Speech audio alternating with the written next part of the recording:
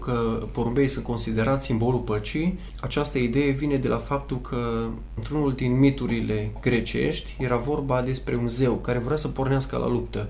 Dar în momentul când a vrut să pornească la luptă, a găsit în coiful lui în bătălie, a găsit o porumbiță albă care făcuse ouă. Și atunci, din cauza acelui porumbel alb în coiful lui, a renunțat să mai pornească un război. Și de acolo ideea acum că porumbei ar fi simbolul păcii. Se cunosc și alte cazuri când anumite popoare din Orientul Mijlociu și Orientul depărtat, în momentul când își învingeau adversarii, erau obligați să le dea un număr de porumbei. Porumbel care însemna faptul că te considerai vasal și încheiai un tratat teoretic de pace. Într-adevăr, în timpul războaielor mondiale și în timpul primului război mondial și în timpul celui de-al doilea război mondial, porumbei au fost folosiți în transmisiuni și chiar în zilele noastre sunt considerați ca prin porumbei putându-se trimite cele mai secrete mesaje, adică neputând fi interceptate. În zilele noastre e ușor de trimis un mesaj, pentru că putem să o facem prin e-mail, putem să o facem printr-un telefon sau așa, printr-un SMS, dar toate acestea pot fi interceptate de cineva. Există o bază de date unde acestea pot fi văzute.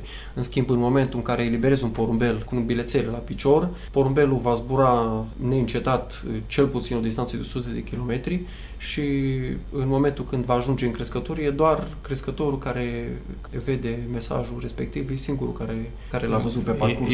E practic și în zilele noastre. Că... Da, mulți susțin că e practic, dar din punct de vedere a vitezei de transmisie nu se poate compara cu mijloacele. Și de aceea a rămas la nivel de sport. Și de aceea a rămas la nivel de sport, la nivel de teorie, pentru că și sportul de fapt constă în altceva, nu în trimiterea de mesaje propriu. Ce obstacole poți să întâmpine un porumbel în drumul său spre casă? În drumul său spre casă de la un concurs, porumbeii pot întâmpina mai multe obstacole, începând de la păsările răpitoare, care ar fi unul dintre obstacole, până la obstacolele intemperii, dar cel mai mult obstacolul care îl pot întâmpina porumbeii și care afectează cel mai mult în orientarea lor spre casă sunt cutremurele și orice altceva poate afecta câmpul magnetic pe care le emite Pământul. Cele mai mari catastrofe columbofile, cum le numim noi columbofilii, sunt atunci când, din cauza unor cutremure, câmpul magnetic pe care le emite Pământul are anumite deviații. Și atunci porumbelul, care de fapt porumbelul se orientează în drumul lui spre casă, datorită câmpului magnetic, automat câmpul magnetic pe care el îl are memorat sau unda pe care el pleacă spre casa lui și care odată o găsit-o, în un cutremur o poate devia în așa fel încât porumbelul să se rătăcească. Explicațiile crescătorilor din vest, care din punct de vedere sportiv net superiori nouă celor din România deocamdată, spun că în momentul în care afară este caniculă, din cauza căldurii, undele magnetice se întrepătrund și se dilată în așa fel încât porumbelul nu mai poate să le perceapă deloc. Și atunci catastrofele vor fi și mai mari. Adică într-un concurs care teoretic ar trebui să fie un concurs foarte ușor, pe caniculă, porumbeii ar putea să se piardă în proporție de mai mult de 50%. Ca exemplu, pot să dau concursul pe care l-am avut noi săptămâna trecută, când dintr-un număr de 2500 de porumbei s-au adunat doar 300 de porumbei în 3 zile, ceea ce e considerat ca fiind cea mai mare catastrofă a columbofiliei din Cluj. Cel puțin din 1995, de când sunt eu membru. Niciodată nu s-a mai întâmplat așa ceva și singura explicație este canicula și vântul are o foarte mare influență în sosirea porumbeilor la casele lor. Dacă iei un porumbel de la un crescător care are numai campioni, da, și îl achiziționezi, iar tu nu faci niciun zbor cu el și scoți niște pui și cu pui în concurs, e posibil să scoată performanță? Teoretic, sau constă mai mult în antrenament? Din punct de vedere teoretic, genetica ne spune că din 2 produși buni trebuie să scoți produși cel puțin la fel de buni.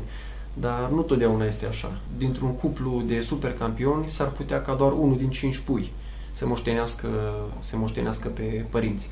Referitor la ce m-ați întrebat adineori, v-aș putea răspunde cu un motto. Să nu contezi niciodată pe rezultatele obținute cu porumbei de la alții. Acestea nu au decât valoare de test. Adică fiecare crescător este obligat să reproducă el porumbelul respectiv cu care ulterior va deveni campion. Altfel, rezultatele sunt ale lui, dar nu în totalitate. Poate numai 50%. Cum se desfășoară antrenamentul unui porumbel înainte de a participa la concurs? Din momentul în care el zboară pentru prima dată în jurul crescătoriei, după aproximativ 2 săptămâni, porumbeii pot fi antrenați. Asta înseamnă ca toți puii din generația respectivă să fie luați și duși la o depărtare de casă de 5 km, 10 km, 20 și tot așa, până se ajunge la aproximativ 100 de kilometri. În momentul când se va ajunge la 100 de kilometri, automat înseamnă că porumbeii vor avea aproximativ 7-8 antrenamente, iar după 7-8 antrenamente vor începe concursurile cu asociația. Și în momentul începerii concursurilor cu asociația nu mai sunt obligatorii antrenamentele pentru porumbei care au început să participe la concursuri cu asociația. În schimb, antrenamentele vor începe cu puișorii din seriile următoare, care erau mici în momentul când ceilalți au început să antreneze. Cunosc cazuri în care acest hobby sau acest sport a adus multe beneficii oamenilor bolnavi, oamenilor poate bătrâni. Știu un caz, un copil de 18 ani care nu a putut să meargă la școală din cauza unui handicap. Zic părinții că se simte foarte bine de când a descoperit acest sport, columbofilia. Știi și tu asemenea cazuri? Personal nu știu asemenea cazuri, nu cunosc, dar din punct de vedere psihic se pot întâmpla foarte, foarte multe. În schimb, cunosc cazuri de colegi ai noștri care, fiind în suferință, fără să apeleze la ceilalți colegi columbofili, din propria noastră inițiativă am făcut o licitație caritabilă sau am încercat cu toate posibilitățile financiare. Sunteți solidari. Da. Da, suntem solidari unii față de alții pentru că la noi în țară columbofilia nu e chiar așa de dezvoltată. Și cum e în Belgia, de exemplu. Cum e în Belgia, Olanda, Germania, da. Și crescătorii fiind mai puțini, automat ne cunoaștem foarte bine între noi și există o relație de prietenie atâta vreme cât obiectul columbofiliei e pentru toți porumbelul. Deci e un hobby pe viață. Da, cu siguranță. Ce mi se pare interesant e că acest sport, așa cum zici tu, adună toate categoriile de oameni. Și avocați, și ofițeri de armată, și probabil bătrâni, pensionari, tineri, liceeni. Da, într-adevăr. La noi, în Asociația Columbofilă din Cluj, după cum spuneai, există tot felul de columbofili care îndrăgesc columbofilia, indiferent că sunt profesori universitari, unele facultăți clujene sau simpli muncitori. Mulți îndrăgesc porumbei chiar dacă nu au din punct de vedere material posibilitățile necesare ca să practice sportul columbofil la un nivel foarte înalt. Dar noi între colegi, între columbofili, trebuie să, în primul rând, trebuie să ne respectăm unii pe alții, pentru că cei care ajung în vârf datorită tuturor celorlalți columbofili. În momentul în care un crescător care nu are posibilități materiale și își angajează porumbeii la un concurs cu un alt crescător care are posibilități, are porumbei mai buni, cel care va clasa porumbeii 20% va clasa porumbei și pe numărul porumbeilor înscriși la concurs de crescătorul care are mai puține posibilități. Într-adevăr, cel mai bun și cel mai crescătorul care va avea porumbei mai buni și este din punct de vedere financiar mai avantajat, el va clasa porumbeii, dar nu trebuie să uite că rezultatul lui se datorează în primul rând tuturor celorlalți membri care îl ajută să facă rezultatul respectiv.